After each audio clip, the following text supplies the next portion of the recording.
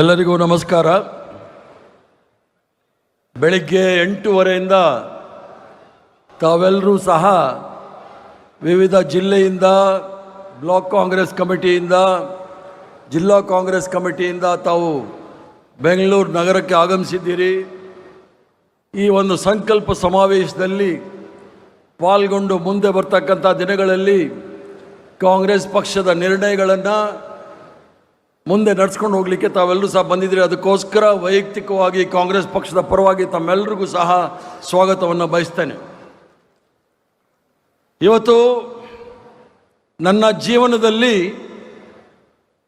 ಮಹತ್ವಪೂರ್ಣ ದಿವಸ ಅಂಥೇಳಿ ನಾನು ಭಾವಿಸ್ಕೊಳ್ಬೇಕಾದ್ರೆ ಮುಖ್ಯವಾಗಿ ಈ ಒಂದು ಜವಾಬ್ದಾರಿಯನ್ನು ಏನು ವಹಿಸ್ಕೊಂಡಿದ್ದೀನಿ, ಇದು ಅಧಿಕಾರ ಅಲ್ಲ.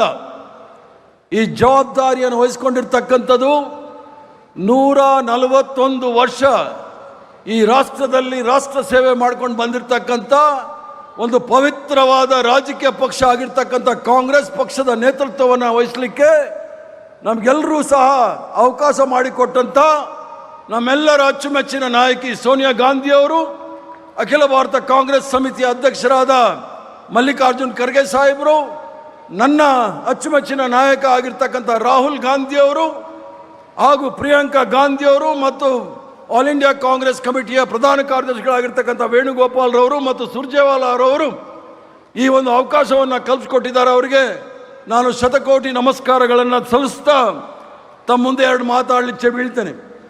ಕಾಂಗ್ರೆಸ್ ಪಕ್ಷದ ಜವಾಬ್ದಾರಿ ಅಂತ ಹೇಳಿದರೆ, ಈಗಾಗಲೇ ನಾನು ಹೇಳಿದೆ, ಅದೊಂದು ಭಾಳ ಪವಿತ್ರವಾದ ಪಕ್ಷ ಅಂತ ಹೇಳಿದರೆ, ಇದು ಯಾವುದೋ ದೇವಸ್ಥಾನದಲ್ಲಿ, ಮಸೀದಿನಲ್ಲಿ, ಚರ್ಚಲ್ಲಿ ಯಾವುದಾದ್ರೂ ಇದೆಯಾ ಅಂತ ಹೇಳಿ, ಈ ರಾಷ್ಟ್ರ ಗುಲಾಮರ ಬ್ರಿಟಿಷರ ಕೆಳಗಡೆ ಗುಲಾಮ್ಗಿರಿಯ ಅಡಿಯಲ್ಲಿದ್ದಾಗ ಮತ್ತು ಭೇದ ಭಾವಗಳಿಂದ ತುಂಬಿ ತುಳುಕ್ತಾ ಇದ್ದ ಸಂದರ್ಭದಲ್ಲಿ ನಾವೆಲ್ಲರೂ ಸಹ ಸ್ವತಂತ್ರರು ಅಂತ ಹೇಳಿ, ಯಾವುದೇ ರೀತಿಯ ಭೇದ ಭಾವಗಳಿಲ್ಲ ಅಂತ ಹೇಳಿ ಈ ಒಂದು ಕಾಂಗ್ರೆಸ್ ಪಕ್ಷ ಹುಟ್ಟು ಹಾಕಿದ ಮೇಲೆ ನಿರಂತರವಾಗಿ ಸ್ವತಂತ್ರ ಹೋರಾಟ ಮಾಡಿ ನಾವೆಲ್ಲರಿಗೂ ಸಹ ಸ್ವತಂತ್ರವನ್ನು ಕೊಟ್ಟಿರ್ತಕ್ಕಂಥದ್ದು ತಾವೆಲ್ಲರೂ ಸಹ ಅನುಭವಿಸ್ತಾ ಇದ್ದೀರಿ. ಕಾಂಗ್ರೆಸ್ ಪಕ್ಷ ಇದು ಕೇವಲ ರಾಜಕೀಯ ಪಕ್ಷ ಅಲ್ಲ, ಇದು ಭಾರತದ ಬಹುತ್ವದ ಆತ್ಮ. ಈಗಾಗಲೇ ಬಹಳಷ್ಟು ಜನ ಮಾತಾಡುವಾಗ ಹೇಳ್ತಾ ಇದ್ರು, ಈ ದೇಶದಲ್ಲಿ ಬಹುತ್ವ ಅಂತ ಹೇಳಿದ್ರೆ 7 ದೊಡ್ಡ ಧರ್ಮಗಳಿರ್ತಕ್ಕಂಥ ರಾಷ್ಟ್ರ. ಹಿಂದೂ ಧರ್ಮ, ಇಸ್ಲಾಂ ಧರ್ಮ, ಕ್ರೈಸ್ತ ಧರ್ಮ, ಬೌದ್ಧ ಧರ್ಮ, ಜೈನ್ ಧರ್ಮ, ಸಿಖ್ ಧರ್ಮ, ಜೊರಾಸ್ಟ್ರಿಯನ್ ಧರ್ಮ ಇರ್ತಕ್ಕಂಥ ಬಹುತ್ವದ ರಾಷ್ಟ್ರ ಇಡೀ ಪ್ರಪಂಚದಲ್ಲಿ ನಿಮಗೆಲ್ಲೂ ಸಿಗದೆ ಇರ್ತಕ್ಕಂಥದ್ದು ಈ ಭೂಮಂಡಲದಲ್ಲಿ ಭಾರತ ದೇಶದ ಹೆಸರಲ್ಲಿ ಇರ್ತಕ್ಕಂಥ ಈ ಒಂದು ಕೊಡುಗೆ ಕಾಂಗ್ರೆಸ್ ಪಕ್ಷದ ಕೊಡುಗೆ. ಭಾರತ ರಾಷ್ಟ್ರದ ಪರಿಕಲ್ಪನೆಯನ್ನು ಕೊಟ್ಟಿರ್ತಕ್ಕಂಥದ್ದು ಕಾಂಗ್ರೆಸ್ ನೇತೃತ್ವದಲ್ಲಿ ಮಹಾತ್ಮ ಗಾಂಧಿಯವರು. ಸ್ವಾತಂತ್ರ್ಯ ಬರೋದಕ್ಕಿಂತ ಮೊದಲು ಈ ರಾಷ್ಟ್ರದಲ್ಲಿ ಸುಮಾರು 560 ರಾಜ ಮಹಾರಾಜರಿದ್ದಂಥ ರಾಷ್ಟ್ರವನ್ನು ಸ್ವತಂತ್ರ ರಾಷ್ಟ್ರವನ್ನಾಗಿ ಮಾಡಿ, ಗಣರಾಜ್ಯವಾಗಿ ಮಾಡಿ, ಎಲ್ಲರಿಗೂ ಸಹ ಅಧಿಕಾರ ಇರಬೇಕು ಅಂತೇಳಿ ತಮ್ಮ ಕೈಯಲ್ಲಿ ಅಧಿಕಾರವನ್ನು ಕೊಟ್ಟಿರ್ತಕ್ಕಂಥದ್ದು ಕಾಂಗ್ರೆಸ್ ಪಕ್ಷ. ಅದಕ್ಕೋಸ್ಕರ ಇದು ಪವಿತ್ರವಾದ ಪಕ್ಷ ಅಂತ ಹೇಳ್ತಾ ಇದ್ದೀನಿ.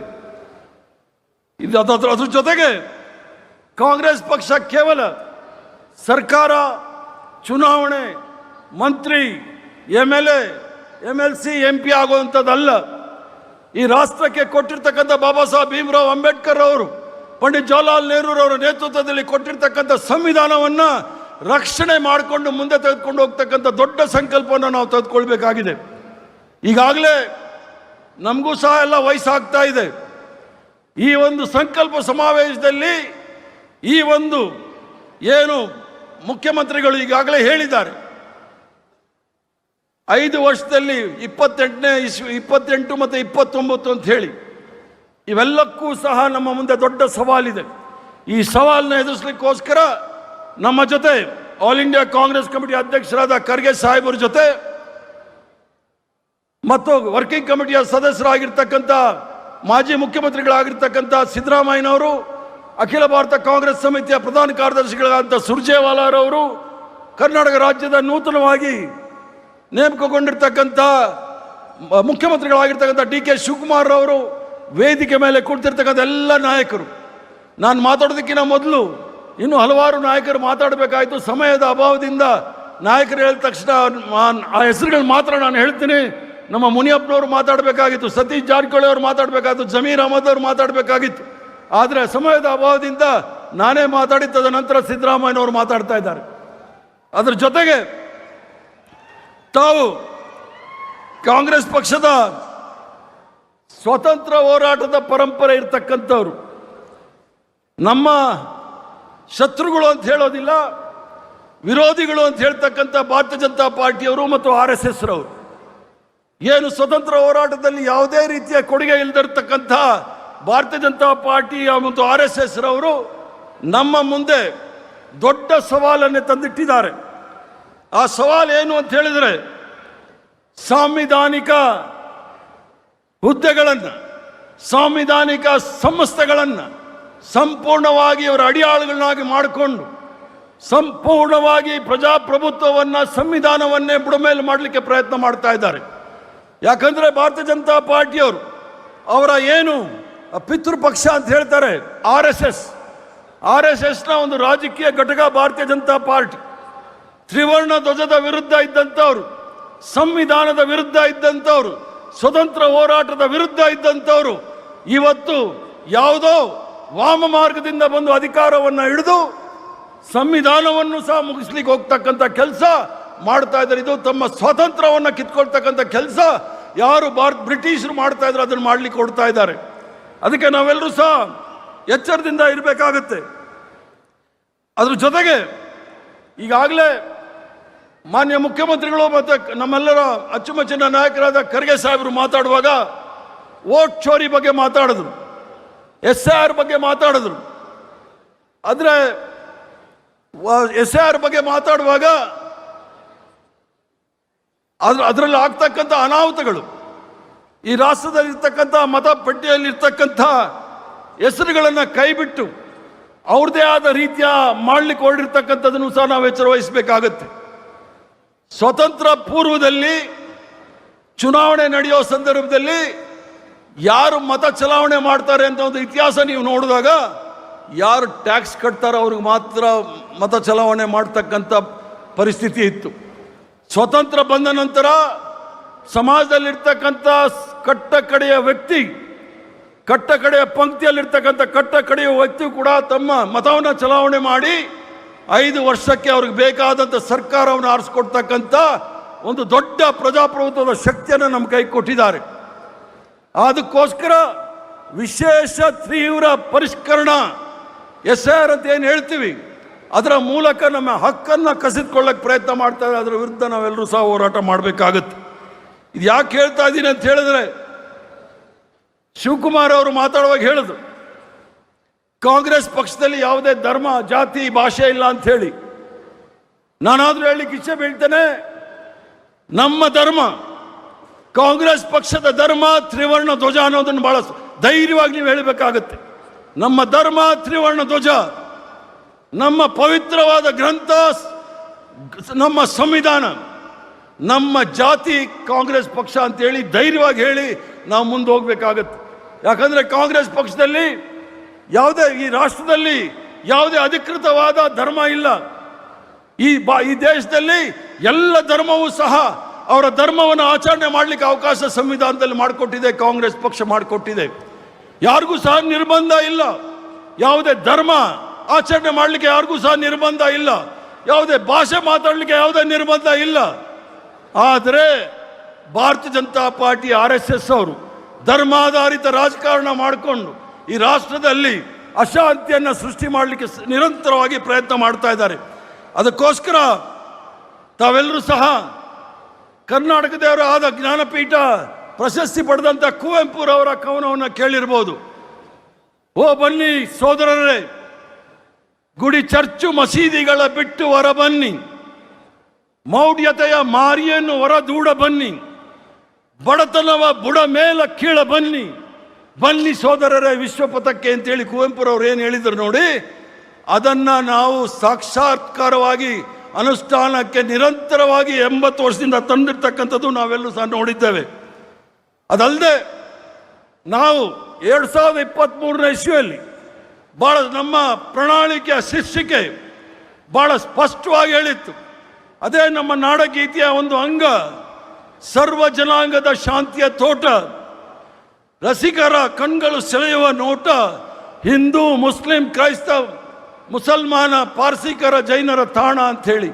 ಎಷ್ಟು ಸುಂದರವಾದ ನಮ್ಮ ನಾಡಗೀತೆಯಲ್ಲಿ ವಿವೇಕಾನಂದ ಅವರು ಹೇಳಿದಾಗ ಎಲ್ಲರಿಗೂ ಸಹ ನಾವು ಅವಕಾಶ ಮಾಡಿಕೊಡ್ತಕ್ಕಂಥ ಈ ರಾಷ್ಟ್ರದಲ್ಲಿ ಕೋಮುವಾದ ಅಥವಾ ದ್ವೇಷವನ್ನು ಹರಡಲಿಕ್ಕೆ ನಾವು ಯಾರೂ ಸಹ ಬಿಡಬಾರ್ದು ಅನ್ನೋದನ್ನು ಬಹಳ ಸ್ಪಷ್ಟವಾಗಿ ಹೇಳ್ತೇನೆ. ಅದರ ಜೊತೆಗೆ ಈ ಒಂದು ಸಂಕಲ್ಪ ತಗೊಳ್ಳುವ ಸಂದರ್ಭದಲ್ಲಿ ತಾವೆಲ್ಲರೂ ಸಹ ಮಾಡಬೇಕಾಗಿರ್ತಕ್ಕಂಥದ್ದು ಮೊಟ್ಟ ಮೊದಲನೇದಾಗಿ ತಾವೆಲ್ಲರೂ ಸಹ ಕಾಂಗ್ರೆಸ್ ಪಕ್ಷದ ಕಾರ್ಯಕರ್ತರು ನಮ್ಮ ಹೋರಾಟವನ್ನು, ಅದು ರೈತ ಹೋರಾಟ ಇರಬಹುದು, ವಿದ್ಯಾರ್ಥಿಗಳ ಹೋರಾಟ ಇರಬಹುದು, ಕಾರ್ಮಿಕರ ಹೋರಾಟ ಇರಬಹುದು, ಮಹಿಳೆಯರ ಪರ ಹೋರಾಟ ಇರಬಹುದು, ಇವೆಲ್ಲ ಹೋರಾಟವನ್ನು ಸಹ ಕಾಂಗ್ರೆಸ್ ಪಕ್ಷದ ನೇತೃತ್ವ ವಹಿಸಿ ನಮ್ಮೆಲ್ಲರ ಅಚ್ಚುಮೆಚ್ಚಿನ ನಾಯಕಿ ಸೋನಿಯಾ ಗಾಂಧಿ ಅವರು, ರಾಹುಲ್ ಗಾಂಧಿ ಅವರು, ಮಲ್ಲಿಕಾರ್ಜುನ್ ಖರ್ಗೆ ಸಾಹೇಬರು ದೆಹಲಿಯಲ್ಲಿ ಹೋರಾಟ ಮಾಡೋ ಸಂದರ್ಭದಲ್ಲಿ ನಾವೆಲ್ಲರೂ ಸಹ ಅವ್ರ ಕೈ ಬಲಪಡಿಸ್ತಕ್ಕಂಥ ಕೆಲಸವನ್ನು ಮಾಡಬೇಕಾಗತ್ತೆ. ನಾವೇನಾದರೂ ಸ್ವಲ್ಪ ಎಚ್ಚರ ತಪ್ಪಿದ್ರೆ ಏನು ನಮಗೆ ನಮ್ಮ ಪೂರ್ವಜರು ಸ್ವಾತಂತ್ರ್ಯವನ್ನು ತಂದುಕೊಟ್ಟು ಸಂವಿಧಾನವನ್ನು ಕೊಟ್ಟಿದ್ದಾರೆ, ಇವೆಲ್ಲವೂ ಸಹ ನಿರ್ನಾಮ ಮಾಡಲಿಕ್ಕೆ ಎಲ್ಲವೂ ಸಹ ಕಾತರದಿಂದ ಇದ್ದಾರೆ. ಇದು ಯಾಕೆ ಹೇಳ್ತಾ ಇದ್ದೀನಿ ಅಂತ ಹೇಳಿದರೆ, ತಾವೆಲ್ಲರೂ ಸಹ ಗಮನಿಸಿರ್ತೀರಿ, ದೇಶದಲ್ಲಿ ಧರ್ಮಾಧಾರಿತ ರಾಜಕೀಯ ಮಾಡುವಾಗ ಯಾವ ಅನಾಹುತಗಳು ಈ ದೇಶದಲ್ಲಿ ಆಗಿದೆ ಅಂತ ಹೇಳಿ. ಇದರಲ್ಲಿ ಮಹಾತ್ಮ ಗಾಂಧಿಯವರು ಬಹಳ ದೊಡ್ಡ ನಮ್ಮ ರಾಷ್ಟ್ರಪಿತ ಮಹಾತ್ಮ ಗಾಂಧಿಯವರು, ಭಾರತೀಯ ಜನತಾ ಪಾರ್ಟಿಯವರು ಅಥವಾ RSS ಅವರು ಈಗಲೂ ಸಹ ಗೋಡ್ಸೆ ಒಬ್ಬ ಈ ದೇಶದ ಮೊಟ್ಟ ಮೊದಲನೇ ಭಯೋತ್ಪಾದಕ ಅಂತ ಹೇಳಿಲ್ಲ. ಗೋಡ್ಸೆ ಮಹಾತ್ಮ ಗಾಂಧಿಯವರ ಕೊಲೆಗಡುಕ ಅಂತ ಇನ್ನೂ ಹೇಳಿಲ್ಲ. ಅದನ್ನು ಸಂಸ್ಕೃತದಲ್ಲಿ ಹೇಳ್ತಾರೆ ವಧ್ ಹುವಾ ಹೈ ಅಂತ ಹೇಳಿ. ಅವನೊಬ್ಬ ದೊಡ್ಡ ಕೊಲೆಗಾರ ಅಂತ ಹೇಳಲಿಕ್ಕೆ ಇವ್ರಿಗೆ ಯಾರಿಗೂ ಸಹ ಬರ್ತಾ ಇಲ್ಲ. ಆದರೆ ಬೇರೆ ದೇಶಕ್ಕೆ ಹೋದಾಗ ಮಹಾತ್ಮ ಗಾಂಧಿನೇ ಎಲ್ಲ ಅಂತ ಹೇಳಿ ಬೇರೆ ದೇಶದವ್ರ ಮುಂದೆ ತೋರಿಸ್ತಾ ಇದ್ದಾರೆ. ಮಹಾತ್ಮ ಗಾಂಧಿಯವರ ಏನು ಅವರ ಹೋರಾಟ ಜೀವನ ಪರ್ಯಂತ ಹೋರಾಟ ಇತ್ತು. ಮಹಾತ್ಮ ಗಾಂಧಿಯವರು ಬಡವರು, ಶೋಷಿತರು ಮತ್ತು ಸಾಮಾಜಿಕ ಸೌಹಾರ್ದತೆಯ ಕುರಿತು ಹೇಳಿದ ಕೆಲವು ಪ್ರಸಿದ್ಧ ಉಲ್ಲೇಖಗಳನ್ನು ತಮ್ಮ ಮುಂದೆ ಹೇಳಲಿಕ್ಕೆ ಇಚ್ಛೆ ಬೀಳ್ತೇನೆ. ನೀವು ತೆಗೆದುಕೊಳ್ಳುವ ಮಾನ್ಯ ಶಿವಕುಮಾರ್ ಅವರೇ ಮುಖ್ಯಮಂತ್ರಿಗಳಾಗಿದ್ದೀರಿ, ನೀವು ತೆಗೆದುಕೊಳ್ಳುವ ಪ್ರತಿಯೊಂದು ನಿರ್ಧಾರದಲ್ಲೂ ಸಹ ದೇಶದ ಅತ್ಯಂತ ಬಡ ಮತ್ತು ದುರ್ಬಲ ವ್ಯಕ್ತಿಯ ಮುಖವನ್ನು ನೆನೆಸಿಕೊಳ್ಳಿ. ನಿಮ್ಮ ನಿರ್ಧಾರದಿಂದ ಜೀವನಕ್ಕೆ ಏನಾದರೂ ಪ್ರಯೋಜನ ಆಗುತ್ತೆ ಅನ್ನೋದಿದ್ರೆ ಅದು ನೀವೇ ಹೇಳ್ಕೊಳ್ಳಿ. ಆದ್ದರಿಂದ ಇದ್ರ ಮಧ್ಯೆ ಅಂಬೇಡ್ಕರ್ ಅವರು ಹೇಳ್ತಾರೆ, ರಾಜಕಾರಣಕ್ಕೆ ಬಂದರೆ ಬರುವಾಗ ಜೀವನ ಮಾಡಲಿಕ್ಕೋಸ್ಕರ ರಾಜಕಾರಣಕ್ಕೆ ಬರಬೇಡಿ, ರಾಜಕಾರಣಕ್ಕೆ ಬಂದರೆ ಬಡವರ ದೀನ ದಲಿತರ ಜೀವನವನ್ನು ಬದಲಾವಣೆ ಮಾಡಲಿಕ್ಕೋಸ್ಕರ ರಾಜಕಾರಣಕ್ಕೆ ಬನ್ನಿ ಅಂತ ಹೇಳಿ ಬಾಬಾ ಸಾಹೇಬ್ ಭೀಮ್ರಾವ್ ಅಂಬೇಡ್ಕರ್ ಅವರು ಹೇಳ್ತಾರೆ. ಅದಲ್ಲದೆ ದೇಶದ ಅತ್ಯಂತ ಬಡ ಮತ್ತು ದುರ್ಬಲ ವ್ಯಕ್ತಿಯನ್ನು ನೆನಪಿಸ್ಕೊಳ್ಬೇಕು ಅಂತೇಳಿ ಮಹಾತ್ಮ ಗಾಂಧಿ ಅವರು ಹೇಳ್ತಾರೆ. ಯಾಕಂದರೆ ಈಗ ನರೇಂದ್ರ ಮೋದಿ, ಅಮಿತ್ ಶಾ, ಭಾರತೀಯ ಜನತಾ ಪಾರ್ಟಿಯವರು ನೆನೆಸ್ಕೊಳ್ಳದೆ ಅದಾನಿ ಅಂಬಾನಿ, ಬಡವ್ರನ್ನ ಯಾರೂ ಸಹ ನೆನೆಸ್ಕೊಳ್ತಾ ಇಲ್ಲ. ಆದರೆ ಮಹಾತ್ಮ ಗಾಂಧಿಯವರು, ಈ ರಾಷ್ಟ್ರಪಿತ ಮಹಾತ್ಮ ಗಾಂಧಿ ಅವರು ಹೇಳಿದ್ದು, ದೇಶದ ಅತ್ಯಂತ ಬಡ ಮತ್ತು ದುರ್ಬಲ ವ್ಯಕ್ತಿಯನ್ನು ನೆನೆಸ್ಕೊಳ್ಳಿ, ನೀವು ತೆಗೆದುಕೊಳ್ಳುವ ನಿರ್ಧಾರವು ಅವನ ಬದುಕನ್ನು ಉತ್ತಮಗೊಳಿಸ್ತದೆ ಎಂದು ಪರಿಶೀಲಿಸಬೇಕಾಗುತ್ತೆ ಅಂತೇಳಿ ಮಹಾತ್ಮ ಗಾಂಧಿ ಅವರು ಹೇಳ್ತಾರೆ. ಅದ್ರ ಜೊತೆಗೆ ಸಾಮಾಜಿಕ ಸೌಹಾರ್ದತೆ ಮತ್ತು ಧಾರ್ಮಿಕ ಸಾಮರಸ್ಯದ ಕುರಿತು ಬಹಳ ಆಳವಾಗಿ ಹೇಳ್ತಾರೆ. I do not want my house to be walled in all sides and my windows to be stuffed. I want the cultures of all lands to blow about my house as freely as possible. ಅದರರ್ಥ ನನ್ನ ಮನೆಯ ಸುತ್ತ ಗೋಡೆ ಕಟ್ಟಿಕೊಂಡು ಕಿಟಕಿಗಳನ್ನು ಮುಚ್ಚಿಕೊಳ್ಳಲು ನಾನು ಬಯಸುವುದಿಲ್ಲ. ಎಲ್ಲ ಸಂಸ್ಕೃತಿಯ ಗಾಳಿಯು ನನ್ನ ಮನೆಯೊಳಗೆ ಮುಕ್ತವಾಗಿ ಬೀಸಬೇಕು ಎಂದು ನಾನು ಬಯಸುತ್ತೇನೆ ಅಂತ ಹೇಳಿ. ಆದರೆ ಕೆಲವ್ರನ್ನ SR ಮೂಲಕ ಮನೆಯಿಂದ ಹೊರಗಡೆ ಹಾಕ್ಲಿಕ್ಕೆ ಪ್ರಯತ್ನ ಮಾಡುವಾಗ ನಾವೆಲ್ಲರೂ ಸಹ ಎಚ್ಚರ ವಹಿಸಬೇಕಾಗುತ್ತೆ. ಅವ್ರು ಯಾರೂ ಸಹ ಅಲ್ಲ, ನಮ್ಮ ಸಹೋದರ ಸಹೋದರಿಯರೇ ಅವರೆಲ್ಲರೂ ಸಹ. ಅದರ ಜೊತೆಗೆ ಸರ್ವೋದಯ ಸಂದೇಶವನ್ನು ಕೊಡ್ತಾರೆ. The best way to find yourself is to lose yourself in the service of others ಅಂತ ಹೇಳಿ. ಅಂದರೆ ನಿಮ್ಮನ್ನು ನೀವು ಕಂಡುಕೊಳ್ಳುವ ಅತ್ಯುತ್ತಮ ಮಾರ್ಗವೆಂದರೆ ಇತರರ ಸೇವೆಯನ್ನು ನಿಮ್ಮನ್ನು ನೀವು ಅರ್ಪಿಸ್ಕೊಳ್ತಕ್ಕಂಥದ್ದು. ಇದು ಕಾಂಗ್ರೆಸ್ ಪಕ್ಷದ ಸಿದ್ಧಾಂತ ಅನ್ನೋದನ್ನು ನಮ್ಮ ಖರ್ಗೆ ಸಾಹೇಬರು ಹೇಳಿದ್ರು. ಕಾಂಗ್ರೆಸ್ ಪಕ್ಷದ ಕಾರ್ಯಕರ್ತರು ಸಿದ್ಧಾಂತದ ಬಗ್ಗೆ ಹೆಚ್ಚಿನ ಒತ್ತನ್ನು ಕೊಡಬೇಕು ಅಂತ ಹೇಳಿ. ಮಹಾತ್ಮ ಗಾಂಧಿ ಅವರು ಹೇಳಿದಂತೆ ನಮ್ಮ ಪ್ರತಿಯೊಂದು ನಿರ್ಧಾರವು ಸಮಾಜದ ಕೊನೆಯ ಸಾಲಿನಲ್ಲಿ ನಿಂತಿರುವ ಅತ್ಯಂತ ಬಡ ಮತ್ತು ದುರ್ಬಲ ವ್ಯಕ್ತಿಯ ಹಿತಾಸಕ್ತಿಯನ್ನು ಗಮನದಲ್ಲಿಟ್ಕೊಂಡಿರಬೇಕು. ಅದೇ ಕಾಂಗ್ರೆಸ್ ಪಕ್ಷದ ತತ್ವ, ಅದೇ ನಮ್ಮ ರಾಜಕೀಯ ಧ್ಯೇಯ. ಇದನ್ನು ಯಾಕೆ ಹೇಳ್ತಾ ಇದ್ದೀನಿ ಅಂತ ಹೇಳಿದ್ರೆ, ನಾವು ಸಹ ಕಾಂಗ್ರೆಸ್ ಪಕ್ಷದ ಇತಿಹಾಸವನ್ನು ಎಲ್ಲೋ ಮರಿತಾ ಇರೋಂಗೆ ಕಾಣುತ್ತೆ. ಇಲ್ಲ, ಭಾರತೀಯ ಜನತಾ ಪಾರ್ಟಿಗೆ ಯಾವುದೇ ಧೈರ್ಯ ಇಲ್ಲ. RSS ಅವರು ಪುಕ್ಕಲ್ರವರು. ನಾವು ಸುಮ್ಮನಾಗಿರೋದ್ರಿಂದ ಅವ್ರಿಗೆ ಅವಕಾಶಗಳಾಗ್ತಾ ಇದೆ. ಅದರಿಂದ ನಾವೆಲ್ಲ ಎಚ್ಚರ ವಹಿಸಬೇಕಾಗತ್ತೆ. ಪಂಡಿತ್ ಜವಾಹರ್ಲಾಲ್ ನೆಹರೂರವ್ರ ಬಗ್ಗೆ ಇಡೀ ಜೀವನ ಉದ್ದಕ್ಕೂ ಈಗಲೂ ಸಹ ನಿರಂತರವಾಗಿ ಅವ್ರಿಗೆ ಅವಹೇಳನ ಮಾಡ್ತಕ್ಕಂಥ ಕೆಲಸ RSS ಅವರು ಮಾಡ್ತಾ ಇದ್ದಾರೆ. ಆದರೆ ಅವರು ನೆಹರು ಅವರಿಗೆ ಯಾವುದೇ ರೀತಿಯ ಹತ್ತಿರಕ್ಕೆ ಬರೋಕ್ಕಾಗೋದಿಲ್ಲ. RSS ಅವರು ಇಲ್ಲಿ ಭಾರತೀಯ ಜನತಾ ಪಾರ್ಟಿಯಲ್ಲಿ ಯಾವುದೇ ದೊಡ್ಡ ನಾಯಕ ಅಂತ ಅನ್ನಿಸ್ಕೊಂಡವನು ಕೂಡ ಪಂಡಿತ್ ಜವಾಹರ್ಲಾಲ್ ನೆಹರೂರವ್ರ ಹತ್ರ ಬರೋಕ್ಕಾಗೋದಿಲ್ಲ. ಅವರ ಮೊದಲನೆಯ ಭಾಷಣ ಅಣೆಕಟ್ಟುಗಳು ಆಧುನಿಕ ಭಾರತದ ದೇವಾಲಯಗಳು. ಈ ಮಾತಿನ ಮೂಲಕ ನೆಹರು ಅವರು ವಿಜ್ಞಾನ, ತಂತ್ರಜ್ಞಾನ, ಕೈಗಾರೀಕರಣ ಮತ್ತು ಮೂಲ ಸೌಕರ್ಯಗಳ ಮೂಲಕ ರಾಷ್ಟ್ರ ನಿರ್ಮಾಣದ ತಮ್ಮ ದೃಷ್ಟಿಯನ್ನು ವ್ಯಕ್ತಪಡಿಸಿದರು. ಅದರ ಜೊತೆಗೆ ಹೇಳ್ತಾರೆ, it is science alone that can solve the problems of hunger and poverty, of insanitation and illiteracy. ಅದರರ್ಥ ಹಸಿವು, ಬಡತನ, ಅನಾರೋಗ್ಯಕರ ಪರಿಸ್ಥಿತಿ ಮತ್ತು ನಮ್ಮ ನಿರಕ್ಷತೆ ಸಮಸ್ಯೆಗಳನ್ನು ಪರಿಹರಿಸುವುದ ಶಕ್ತಿ ಇರ್ತಕ್ಕಂಥದ್ದು ಕೇವಲ ವಿಜ್ಞಾನಕ್ಕೆ ಮಾತ್ರ ಅಂಥೇಳಿ. ಅದನ್ನೇ ನಾನು ಕುವೆಂಪುರವರ ಕವನವನ್ನು ನಿಮ್ಗೆ ಹೇಳಿದ್ದು. ಅದಕ್ಕೋಸ್ಕರ ಪಂಡಿತ್ ಜವಾಹರ್ಲಾಲ್ ನೆಹರೂರವರು ಅಣೆಕಟ್ಟುಗಳು ಆಧುನಿಕ ಭಾರತದ ದೇವಾಲಯಗಳು ಅಂತ ಹೇಳಿದರು. ಸ್ವತಂತ್ರ ನಂತರ ಕಾಂಗ್ರೆಸ್ ಪಕ್ಷದ ಅವರ ದೂರದೃಷ್ಟಿಯ ನಾಯಕತ್ವದಲ್ಲಿ ಉಕ್ಕಿನ ಕಾರ್ಖಾನೆಗಳು, ಅಣೆಕಟ್ಟುಗಳು, IITಗಳು, ವೈಜ್ಞಾನಿಕ ಸಂಶೋಧನಾ ಸಂಸ್ಥೆಗಳು ಮತ್ತು ಪ್ರಜಾಪ್ರಭುತ್ವದ ಬಲಿಷ್ಠ ಸಂಸ್ಥೆಗಳನ್ನು ನಿರ್ಮಿಸುವ ಮೂಲಕ ಆಧುನಿಕ ಭಾರತದ ಅಡಿಪಾಯ ಹಾಕಿರ್ತಕ್ಕಂಥದ್ದು ಪಂಡಿತ್ ಜವಾಹರ್ಲಾಲ್ ನೆಹರು ಅಂತ ಹೇಳಿದ್ರೆ ಯಾರೂ ಸಹ ಅಲ್ಲಿಗೆಳ್ಲಿಕ್ಕಾಗೋದಿಲ್ಲ. ಅವ್ರು ಸತ್ತಾಗ ನ್ಯೂಯಾರ್ಕ್ ಟೈಮ್ಸಲ್ಲಿ, ಅಮೆರಿಕಾದ ಪತ್ರಿಕೆಯಲ್ಲಿ ಹೆಡ್ಲೈನ್ಸಲ್ಲಿ Pandit Jawaharlal Nehru the architect of modern India is no more ಅಂತ ಹೇಳಿ. ಆದರೆ ನಮ್ಮ ಪ್ರಧಾನಮಂತ್ರಿಗಳು ಏನಕ್ಕೆ ಹೋಗ್ತಾ ಇದ್ದಾರೆ ಅಂತ ನೋಡಿ. ಟ್ರಂಪ್ ಮುಂದೆ ಈಗಾಗಲೇ ಸಂಪೂರ್ಣವಾಗಿ ಶರಣಾಗತರಾಗಿದ್ದಾರೆ.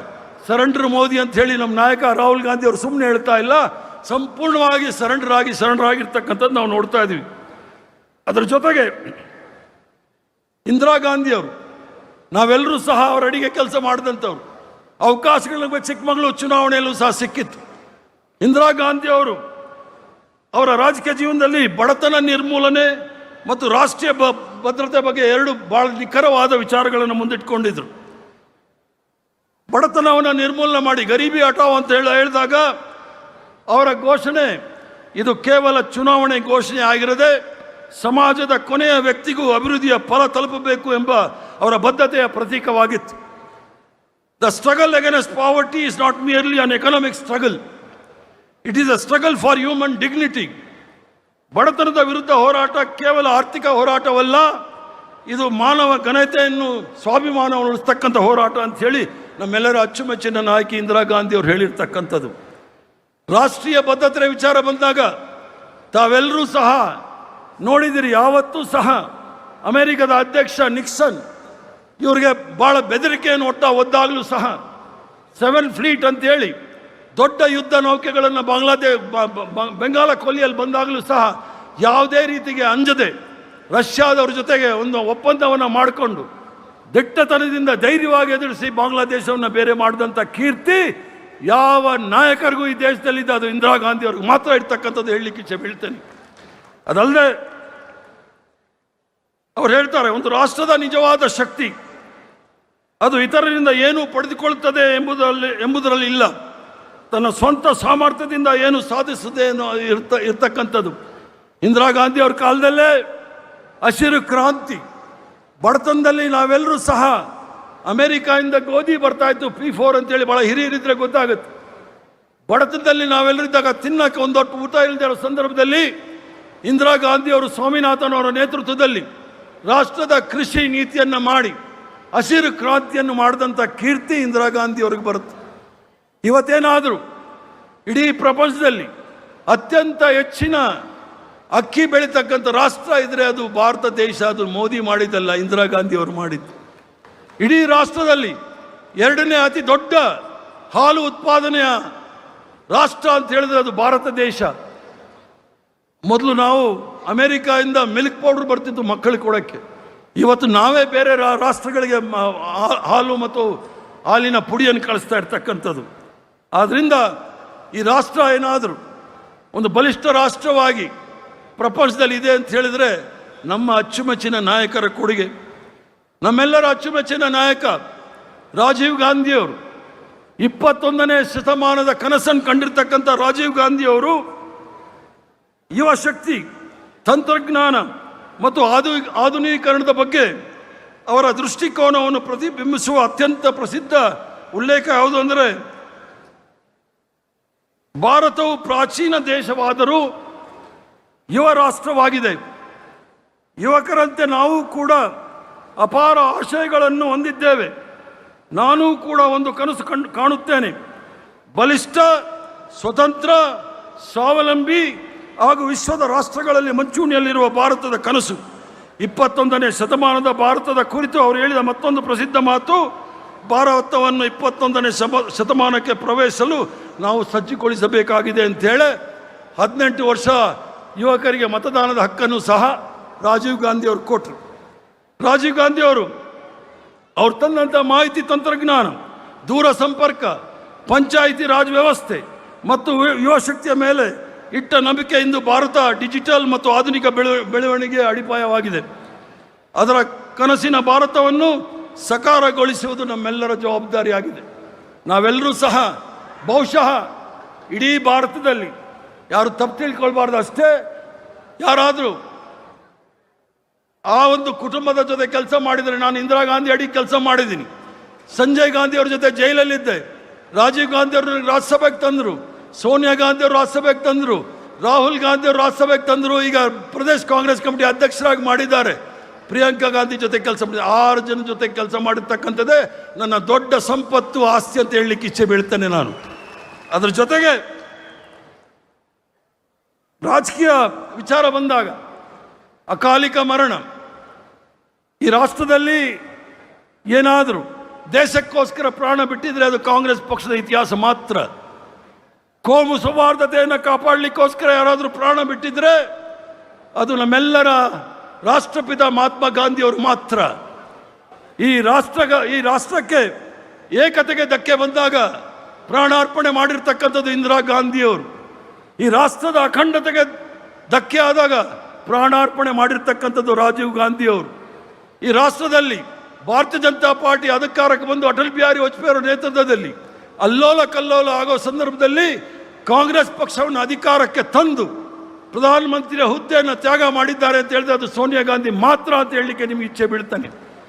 ಡಾಕ್ಟರ್ ಮನಮೋಹನ್ ಸಿಂಗ್ ಅವರ ಕಾಲದಲ್ಲಿ ಸೋನಿಯಾ ಗಾಂಧಿಯವರ ಅಧಿಕಾರ ತೆಗೆದುಕೊಂಡ ನಂತರ ನೀವೆಲ್ಲರೂ ಸಹ ನೋಡಿದ್ದೀರಿ, ಮೊಟ್ಟ ಮೊದಲನೇದಾಗಿ ಗ್ರಾಮೀಣ ಪ್ರದೇಶದಲ್ಲಿ ಇರ್ತಕ್ಕಂಥ ಬಡವರಿಗೆ ಯಾರೂ ಸಹ ಉದ್ಯೋಗ ಇಲ್ಲದೆ ಇರಬಾರ್ದು ಅಂತೇಳಿ ವರ್ಷಕ್ಕೆ 100 ದಿನಗಳ ಕಾಲ ಉದ್ಯೋಗಾವಕಾಶವನ್ನು ಮಾಡಿಕೊಟ್ಟಂಥದ್ದು ಮಹಾತ್ಮ ಗಾಂಧಿ ಉದ್ಯೋಗ ಖಾತರಿ ಯೋಜನೆಯನ್ನು ಮಾಡಿಕೊಟ್ರು. ಅದನ್ನು ಇವತ್ತು ಭಾರತೀಯ ಜನತಾ ಪಾರ್ಟಿಯವರು ಬುಡಮೇಲು ಮಾಡ್ತಾ ಇದೆ. ಅದರ ಜೊತೆಗೆ ಸರ್ವ ಶಿಕ್ಷಾ ಅಭಿಯಾನ, ಎಲ್ಲ ಮಕ್ಕಳಿಗೂ ಸಹ ಉಚಿತ ವಿದ್ಯಾಭ್ಯಾಸಗಳು, RTI ಇರ್ಬೋದು, Jawaharlal Nehru urban renewal mission ಇರ್ಬೋದು, ಅಥವಾ ನ್ಯಾಷನಲ್ ಹೆಲ್ತ್ ಮಿಷನ್ ಇರ್ಬೋದು, ಎಲ್ಲ ಕಾರ್ಯಕ್ರಮಗಳನ್ನು ತಮಗೆ ತಂದುಕೊಟ್ರು. ಯಾರೂ ಸಹ ರಾತ್ರಿ ಹೊತ್ತು ಹೊಟ್ಟೆಗಿಲ್ಲದೆ ಮಲಗಬಾರ್ದು ಅಂಥೇಳಿ ಆಹಾರ ಖಾತ್ರಿ ಯೋಜನೆ, ಫುಡ್ ಸೆಕ್ಯೂರಿಟಿ ಆ್ಯಕ್ಟ್ ತಂದು ಏನು ಇವತ್ತು 5 kg ಅಕ್ಕಿ ಬರ್ತಾ ಇದೆ, ಸೋನಿಯಾ ಗಾಂಧಿಯವರು ಮತ್ತು ಡಾಕ್ಟರ್ ಮನಮೋಹನ್ ಸಿಂಗ್ ಅವರು 2011ರಲ್ಲಿ ಮಾಡಿರ್ತಕ್ಕಂಥ ಆಹಾರ ಖಾತ್ರಿ ಯೋಜನೆ ಮೂಲಕ ನಿಮ್ಮೆಲ್ರಿಗೂ ಸಹ 5 kg 10 kg ಅಕ್ಕಿ ಸಿಗ್ತಾ ಇದೆ.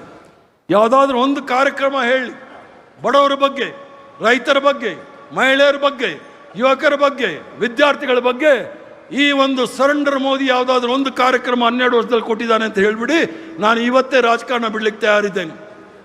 ಪಾಕಿಸ್ತಾನ, ಮುಸಲ್ಮಾನ್, ಚಿಕನ್, ಮಟನ್, ಮछली, ಮಂಗಲ್ ಸೂತ್ರ ಅಂತ ಹೇಳ್ಕೊಂಡು ಜನಗಳನ್ನ ತಪ್ಪು ದಾರಿಗೆ ಎಳಿತಕ್ಕಂಥ ಈ ಸರ್ಕಾರಕ್ಕೆ ನಾವೇನಾದರೂ ಒಂದು ಕಡೆ ಕಾಣಿಸ್ಲಿಲ್ಲ ಅಂದರೆ ಭಾರಿ ಕಷ್ಟ ಆಗುತ್ತೆ ಮುಂದಿನ ದಿನಗಳಲ್ಲಿ. ಅದೇ ರೀತಿ ಡಾಕ್ಟರ್ ಮನಮೋಹನ್ ಸಿಂಗ್ ರವರು ಅಧಿಕಾರವನ್ನು ತೆಗೆದುಕೊಂಡಾಗ ಪರಿಸ್ಥಿತಿ, ಅವರು ಈಗಾಗಲೇ ಈ ಭಾರತದ ಆರ್ಥಿಕ ಸುಧಾರಣೆಯ ಶಿಲ್ಪಿಗಳು ಅಂತೇಳಿ ಭಾಳಷ್ಟು ಪ್ರಸಿದ್ಧರಾಗಿದ್ದಾರೆ. ಒಬ್ಬ ವಿಶ್ವದಲ್ಲಿ ಪ್ರಸಿದ್ಧ ಆರ್ಥಿಕ ಆರ್ಥಿಕ ತಜ್ಞ ಅಂತ ಹೇಳಿದ್ರೆ ತಪ್ಪಾಗಲಾರ್ದು. ಅವರ ಕಾರ್ಯಕ್ರಮಗಳ ಮೂಲಕ ಹಲವಾರು ವಿಚಾರಗಳನ್ನು ನಾವು ನೋಡಿದ್ದೇವೆ. 1990ರ ಆರ್ಥಿಕ ಸುಧಾರಣೆ ಸಂದರ್ಭದಲ್ಲಿ ಈ ಮಾತು ವಿಶೇಷವಾಗಿ ಪ್ರಸಿದ್ಧಿಯಾಗಿತ್ತು. ಸಮಗ್ರ ಮತ್ತು ಒಳಗೊಳ್ಳುವ ಅಭಿವೃದ್ಧಿಯ ಕುರಿತು ಅವರ ಮತ್ತೊಂದು ಮಹತ್ವದ ಸಂದೇಶ, ನಮ್ಮ ಮುಂದಿನ ನಿಜವಾದ ಸವಾಲು ಎಂದರೆ ಆರ್ಥಿಕ ಬೆಳವಣಿಗೆಯ ಫಲವು ಸಮಾಜದ ಎಲ್ಲ ವರ್ಗಗಳಿಗೂ ಸಹ ತಲುಪುವಂತೆ ಮಾಡಿರ್ತಕ್ಕಂಥದ್ದು ಡಾಕ್ಟರ್ ಮನಮೋಹನ್ ಸಿಂಗ್ರವರು. ಆದ್ದರಿಂದ ಭಾರತೀಯ ಜನತಾ ಪಾರ್ಟಿಯವರು ಹೇಳ್ತಾರೆ, ನರೇಂದ್ರ ಮೋದಿಯವರು ಭಾಳ 5ನೇ ಆರ್ಥಿಕ ಶಕ್ತಿ ಮಾಡಿಬಿಟ್ಟಿದ್ದಾರೆ ದೇಶಕ್ಕೆ ಅಂತ ಹೇಳಿ. 1947ನೇ ಇಸ್ವಿನಲ್ಲಿ ಸಿದ್ದರಾಮಯ್ಯ ಅವ್ರ ಮುಂದೆ ನಾನು ಬಜೆಟ್ಗೇನು ಮಾತಾಡೋಕ್ಕಾಗೋದಿಲ್ಲ, ಸರಿಯಾಗಿದೆ ಅಂತ ಅಂದ್ಕೊಂಡಿದ್ದೀನಿ. 1952-53 ಕೇಂದ್ರ ಬಜೆಟ್ ವೆಚ್ಚ 404 ಕೋಟಿ ಮಾತ್ರ. ಆದರೆ ಇವತ್ತಿನ ಬಜೆಟ್ 50 ಲಕ್ಷ ಕೋಟಿ ಇದೆ ಅಂದಾಗ ಇದಕ್ಕೆ ನರೇಂದ್ರ ಮೋದಿಯವರು ಏನಾದರೂ ಮಾಡಿದಾರಾ ಅಥವಾ ಏನು ಮಾಡಿದ್ದಾರೆ ಅಂತ ಹೇಳಿ. ಏನು ಕಾಂಗ್ರೆಸ್ ಪಕ್ಷದ ಸಂದರ್ಭದಲ್ಲಿ ಮಲ್ಲಿಕಾರ್ಜುನ್ ಖರ್ಗೆ ಸಾಹೇಬ್ರು ಹೇಳಿದ್ರು, HMT, HAL, ITI, BL, BEML ಅಂತ ಹೇಳಿ ಇವೆಲ್ಲ ಸಾರ್ವಜನಿಕ ಉದ್ಯಮಗಳು ಬೆಂಗಳೂರು ನಗರದಲ್ಲಿತ್ತು. ಒಂದೊಂದಾಗೆ ಮಾರ್ಕೊಂಡು ಬಂದುಬಿಟ್ಟಿದ್ದಾರೆ. HMT ಮಾರಿದ್ರು, ITI ಮಾರಿದ್ರು, ಪ್ರತಿಯೊಂದು 26 ಸಾರ್ವಜನಿಕ ಉದ್ಯಮಗಳನ್ನು ಮಾರಿರ್ತಕ್ಕಂಥ ಏನಾದರೂ ಕೆಟ್ಟ ಕರಾಳ ಇತಿಹಾಸ ಇದ್ದರೆ ಅದು ನರೇಂದ್ರ ಮೋದಿಯವರು ಅಂತ ಹೇಳಿದ್ರೆ ತಪ್ಪಾಗಲಾರ್ದು. ಆದ್ದರಿಂದ ಈ ದೇಶವನ್ನು ಒಂದು ಶಕ್ತಿತ್ವವಾಗಿ ಬೆಳೆಸಬೇಕಾದ್ರೆ ಕಾಂಗ್ರೆಸ್ ಪಕ್ಷದ ಕೊಡುಗೆ ನಿಮ್ಗೆಲ್ಲರೂ ಸಹ ಗೊತ್ತಾಗಬೇಕು ಅಂತೇಳಿ ನಾನು ಭಾಷಣ ಮಾಡ್ತಾ ಇದ್ದೀನಿ. ಭಾಷಣ ಮಾಡಬೇಕು ಅಂತೇಳಿ ಮಾಡ್ತಾ ಇಲ್ಲ. ಭಾರತೀಯ ಜನತಾ ಪಾರ್ಟಿ ಅಧಿಕಾರಕ್ಕೆ ಬಂದರೆ ಯಾವುದೇ ರಾಜಕೀಯ ಪಕ್ಷಗಳನ್ನು ಬಿಡಲಿಲ್ಲ. ಈ ದೇಶದ ಎಲ್ಲ ಪ್ರಾದೇಶಿಕ ಪಕ್ಷಗಳಿದೆ ನೋಡಿ, ಅದು ADMK ಇರ್ಬೋದು, ಶಿವಸೇನಾ ಇರ್ಬೋದು, ಅಕಾಲಿದಳ ಇರ್ಬೋದು, ಜನತಾದಳ ಇರ್ಬೋದು, ಈಗ ತೃಣಮೂಲ್ ಇರ್ಬೋದು, ಎಲ್ಲ ಪ್ರಾದೇಶಿಕ ಪಕ್ಷಗಳನ್ನು ಸಂಪೂರ್ಣವಾಗಿ ನಿರ್ನಾಮ ಮಾಡಲಿಕ್ಕೆ ಹೊಡಿರ್ತಕ್ಕಂಥದ್ದು ಈಗಾಗಲೇ ತಾವು ನೋಡ್ತಾ ಇದ್ದೀರಿ.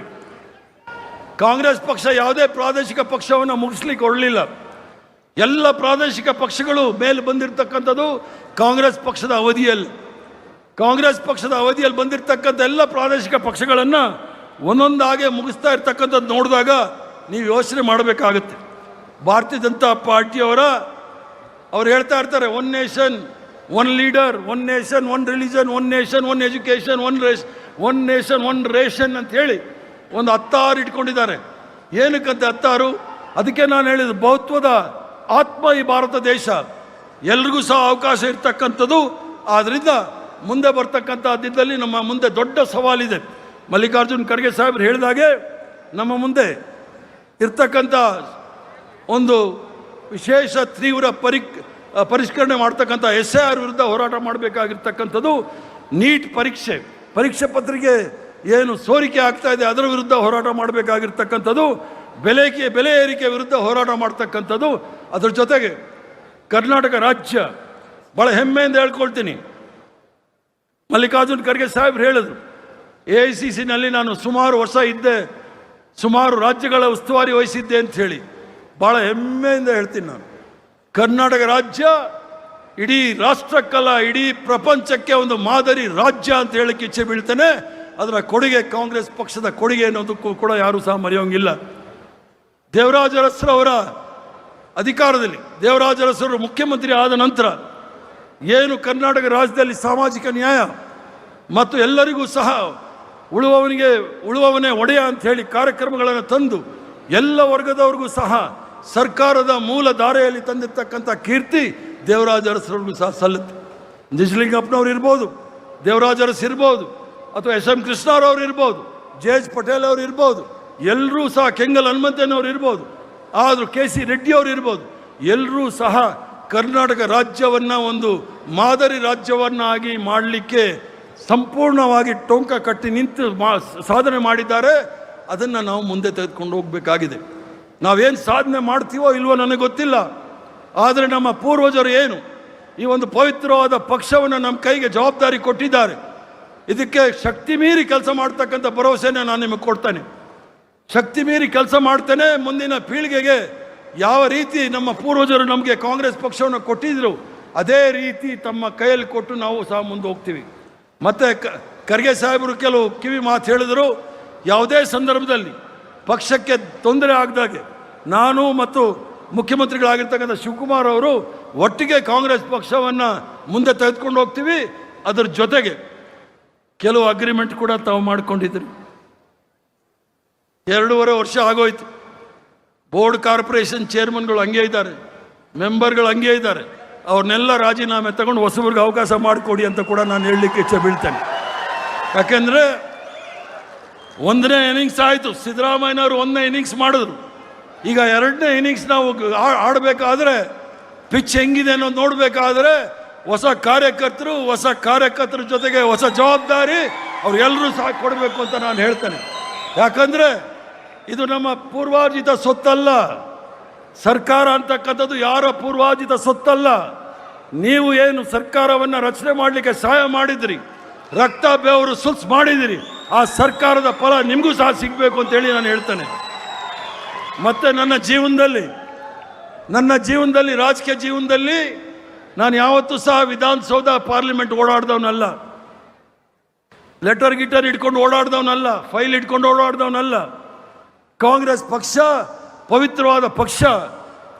1000 ಜನ ಪ್ರಾಣಾರ್ಪಣೆ ಮಾಡಿ, ಲಕ್ಷಾಂತರ ಜನ ತ್ಯಾಗ ಮಾಡಿ ಈ ಪಕ್ಷವನ್ನು ಈ ರಾಷ್ಟ್ರದಲ್ಲಿ ಇಟ್ಟಿದ್ದಾರೆ. ಇಡೀ ಪ್ರಪಂಚದಲ್ಲಿ ಹೆಸರುವಾಸಿಯಾಗಿರ್ತಂಥ ಪಕ್ಷ. ಇದನ್ನು ಬಲಿಷ್ಠವಾಗಿ ಬೆಳೆಸಬೇಕು ಅಂತೇಳಿ ಭಾರತ್ ಸೇವಾದಳದಲ್ಲಿ ಮೊದಲನೇ ಹೆಜ್ಜೆ ಶೇಷಾಪುರಂ ಸ್ಕೂಲು, NSUI MES ಕಾಲೇಜಲ್ಲಿ NSUI ನನ್ನ ಗುರುಗಳಾದ ಎಚ್ ನರಸಿಂಹಯ್ಯನವರು MPL ಶಾಸ್ತ್ರಿಗಳು. ಅವರು MPL ಶಾಸ್ತ್ರಿಗಳು ಒಂದು ಕಾಲೇಜಿನ ಅಧ್ಯಕ್ಷ ಆಗಿ ಏನು ಮಾಡಬೇಕು ಅಂತ ಹೇಳ್ಕೊಟ್ಟಿರ್ತಕ್ಕಂಥದ್ದು ಈಗಲೂ ಸಹ ನಮಗೆ ಉಪಯೋಗಕ್ಕೆ ಬರ್ತಾ ಇದೆ. ಎಚ್ ನರಸಿಂಹಯ್ಯನವರು ಬೆಂಗಳೂರು ಯೂನಿವರ್ಸಿಟಿಯ ವೈಸ್ ಚಾನ್ಸಲರ್ ಇದ್ದರು. ನಾಯಕತ್ವ ಹೆಂಗಿರಬೇಕು ಅಂಥೇಳಿ ನನ್ನ ಜೊತೆ ಇಲ್ಲಿ ಸ್ಟೇಜ್ ಮೇಲೆ PM ಅಶೋಕ್ ಗಾಂಧಿ ಟೋಪಿ ಹಾಕ್ಬಿಟ್ಟಿದ್ದಾರೆ, ಅವರಿದ್ದರು. ರೇವಣ್ಣ ಇದ್ದರು, ಮತ್ತು KM ನಾಗರಾಜರವರು. ರೇವಣ್ಣ PM ಅಶೋಕ್ ಏನಾದರೂ ಸ್ವಲ್ಪ ಆದರು, ಮುಂದೆ ಏನೋ ಕನಸು ಬಿಡ ಕಾಣ್ತಾ ಇದ್ದಾರೆ ಅಶೋಕ್ರವರು, ಆದರೆ ಒಳ್ಳೆಯದು. KM ನಾಗರಾಜ್ ಅವರು ಮಾತ್ರ ಏನೂ ಆಗಲಿಲ್ಲ, ಅವ್ರಿಗೆ ಆರೋಗ್ಯನೂ ಸಹ ಸರಿ ಇರಲಿಲ್ಲ. ನಿರಂತರವಾಗಿ ನಾವೆಲ್ಲರೂ ಸಹ ಒಂದೇ ಪಕ್ಷದಲ್ಲಿ, ಇಂದಿರಾ ಗಾಂಧಿಯವರು ಇರ್ಬೋದು, ರಾಜೀವ್ ಗಾಂಧಿಯವರು ಇರ್ಬೋದು, ಸೋನಿಯಾ ಗಾಂಧಿಯವರು ಇರ್ಬೋದು, ರಾಹುಲ್ ಗಾಂಧಿಯವರು ಇರ್ಬೋದು, ಪ್ರಿಯಾಂಕಾ ಗಾಂಧಿಯವರು ಇರ್ಬೋದು, ನಿರಂತರವಾಗಿ ಒಂದೇ ಪಕ್ಷದಲ್ಲಿ ಕೆಲಸ ಯಾಕೆ ಮಾಡ್ಕೊಂಡು ಬಂದ್ವಿ ಅಂದರೆ ಎಲ್ಲರಿಗೂ ಸಹ ಅವಕಾಶ ಕೊಡ್ತಕ್ಕಂಥ ಯಾವುದಾದ್ರೂ ಪಕ್ಷ ಇದ್ದರೆ ಅದು ಕಾಂಗ್ರೆಸ್ ಪಕ್ಷ ಅನ್ನೋದನ್ನು ಹೇಳ್ತೀನಿ.